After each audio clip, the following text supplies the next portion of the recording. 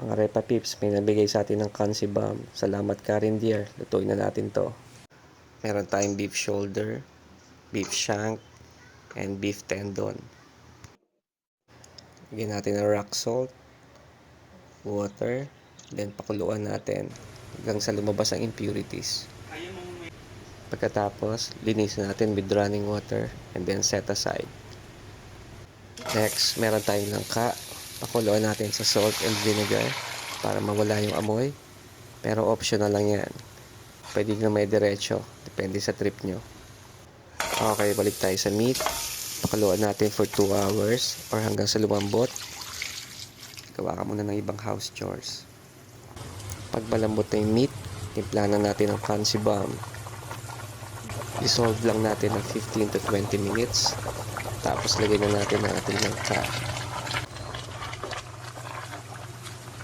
After 5 to 10 minutes, ready na yan. Lagyan na natin ng green chilies.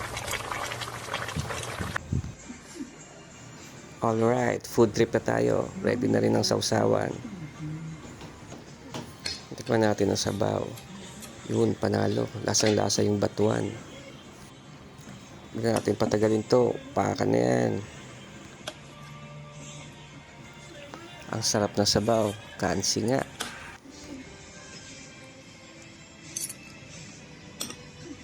Sakto yung sausawan natin. Patis at sili. Mapaparami tayo nito.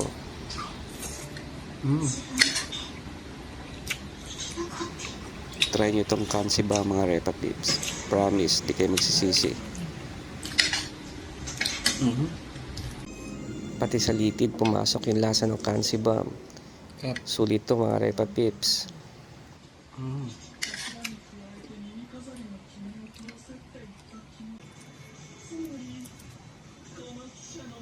Sarap ng food trip natin mga Repa Pips. Taubang kaldero.